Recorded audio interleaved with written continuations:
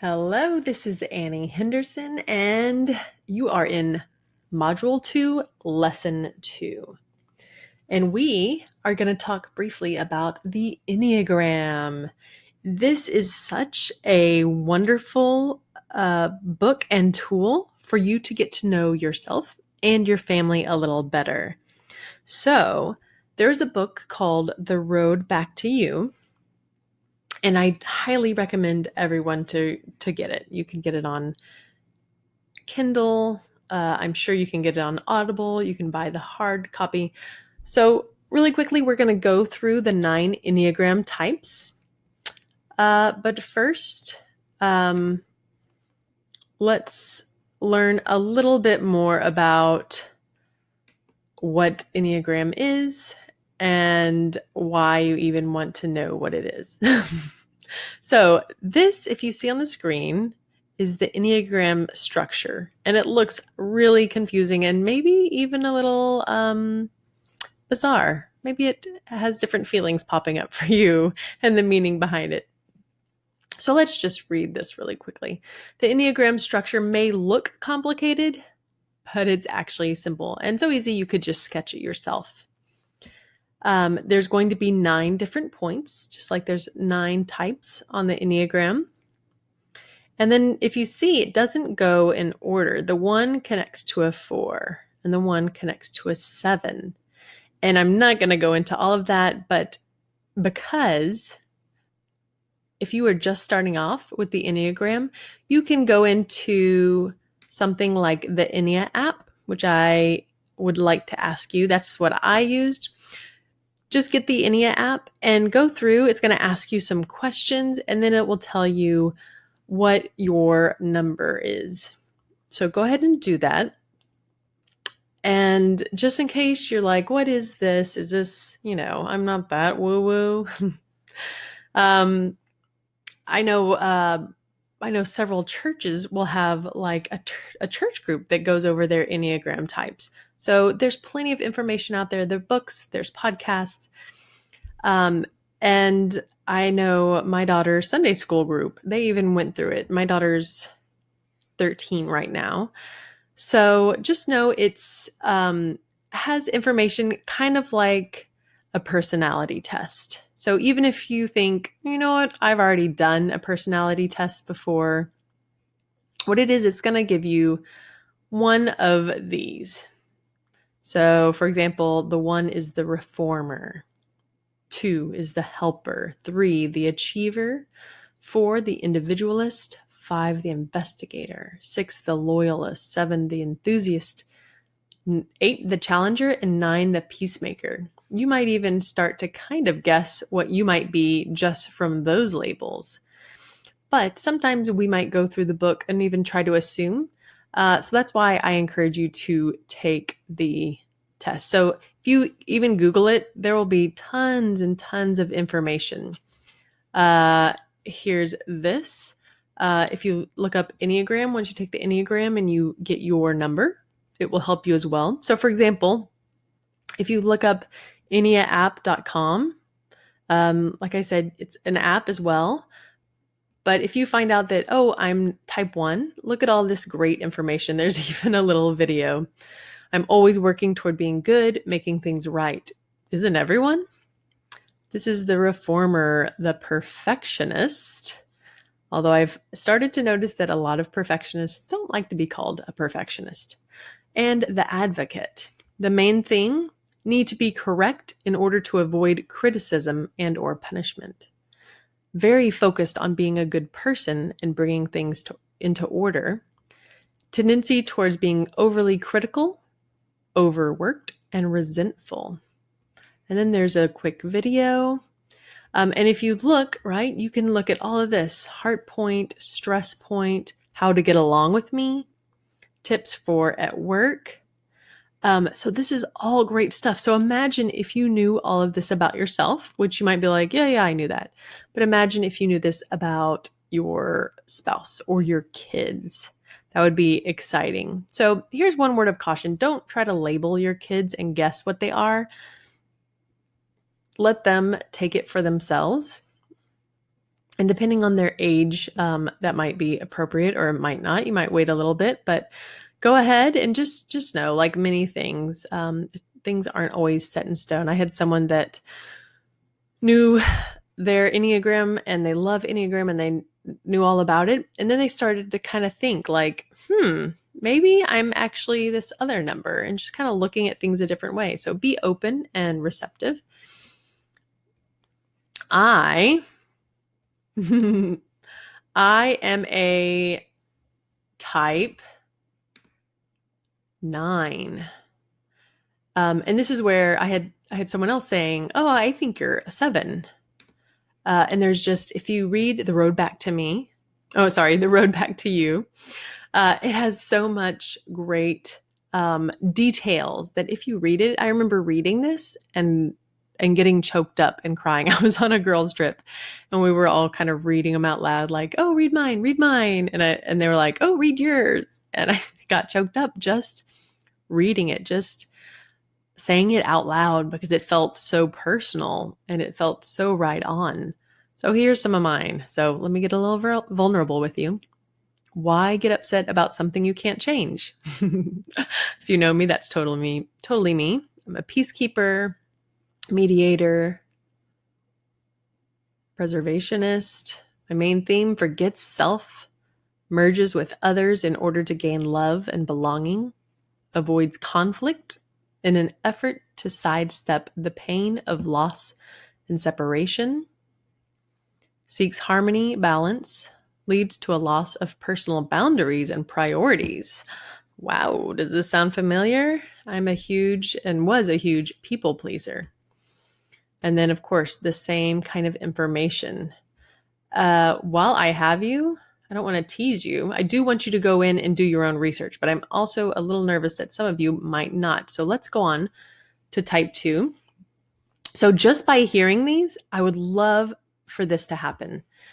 Just by listening to me read them, I want you to, for those of you who don't know your type, to kind of guess like, "Oh, that one sounds like me." Go and share it in the Facebook and say, "Okay, before the test, I think I'm type blank." And then go and take the Enneagram app test, the quiz, and then come back and say, "Oh, I was right on." Or, "You know what? I was actually this." And see how different or right on you were. Type 2, I try to be loved by loving. I know a lot of type 2s. Type 2 is the helper, the giver, the supporter.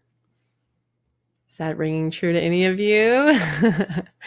The main theme is survival depends on the love and approval of significant others. Being connected in relationship is the main focus, primary concern. Emphasis on what others need, helping the important cause or person. This may lead to being overextended, dependent, or manipulative. Interesting. So I'm not going to go into all this other. If that sounds like you, come check this out after you've taken the test so you can dive in a little deeper. All right, let's go on to number 3. I did that wrong. So number 3. Let's see if any of you can relate to number 3. And of course, like I said, come back and I thought I clicked 3, but this is a 1. Let's try this one more time. Okay, this still says 1. So what I'm going to do is I'm going to hop over here, 3s. Let's see if this sounds like you. Type 3 is adaptable, excelling, driven, and image conscious. Ooh. So that's a good one. I'm bummed that I didn't realize that this was going to be a little off. But go, and if you, on the app, it will come up correctly. So go ahead and do that and see. Let's see if type 4 comes up as type 4. Here we go. Type 4. I'm the only one who feels this way, and no one else can really understand. And here's the video: Deep Dark Deliciousness. The individualist, the tragic romantic, the artist. Underlying theme is a feeling of loss, abandonment and separation. Is anyone feeling this one? Deficiency feels caused by some unknown tragic flaw in the self. I know I hear a lot of clients and friends saying they don't feel like they're enough. Seeks meaning and emotional depth to acquire what feels missing. So they're digging, trying to find out more, trying to understand themselves. Needs to connect personally to everything. Chronically disappointed. If this feels like you, let us know in the Facebook group. Come back, look at all this good stuff, see if it still rings true, and then go take the test. If you haven't taken it in a while, why not? Go ahead and take it again and then take a screenshot and share it in the group. Would love to see. Type 5, I'll keep a low profile so you can't intrude and control me. Interesting. The investigator, the observer, the scholar.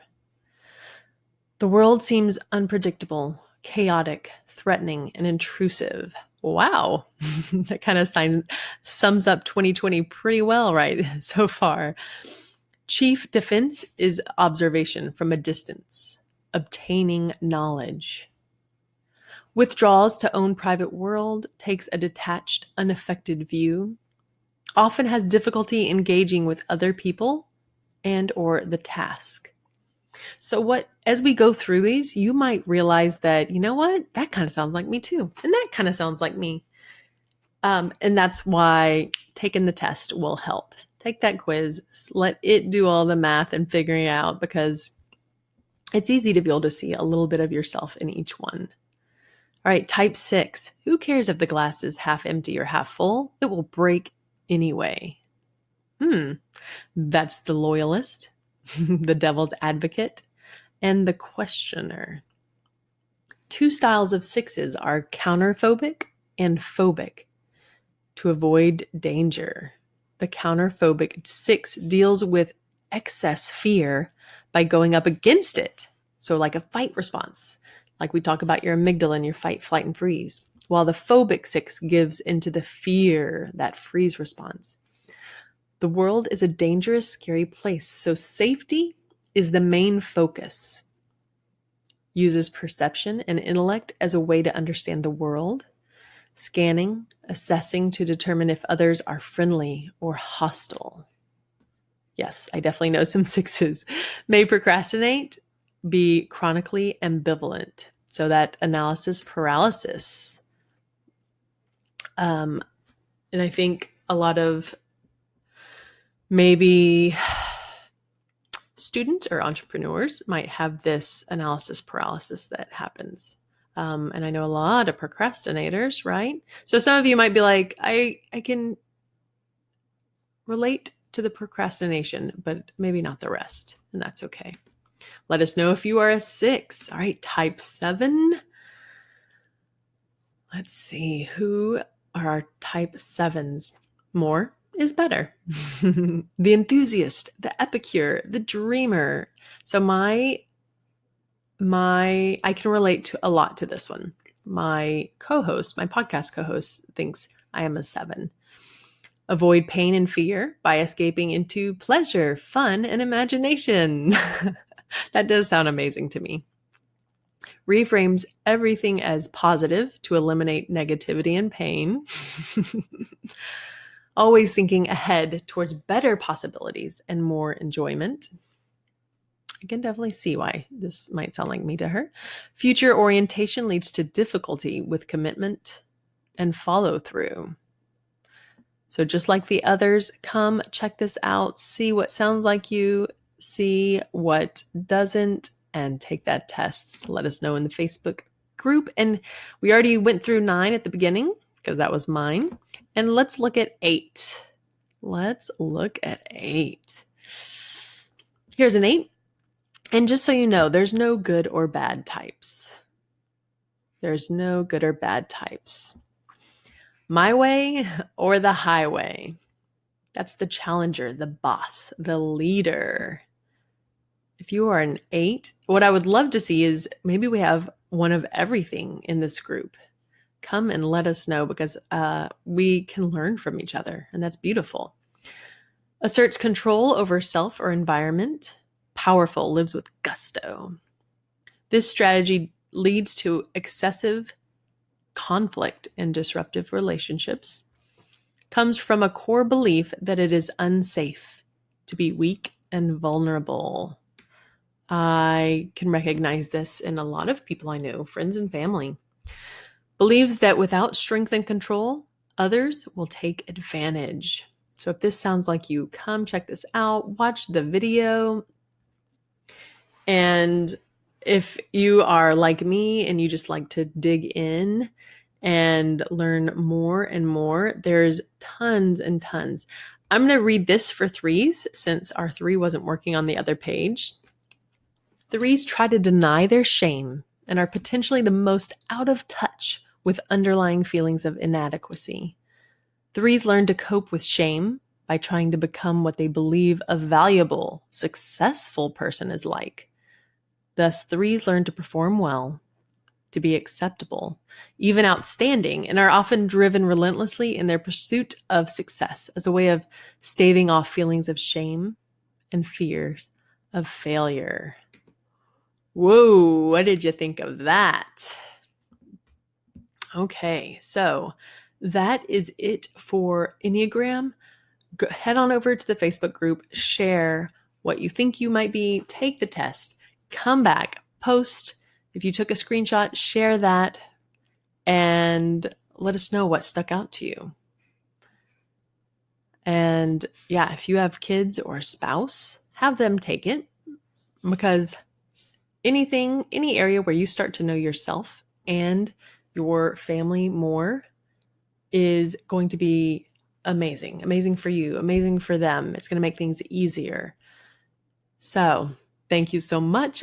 Can't wait. Make sure you finish this before going on to the next lesson.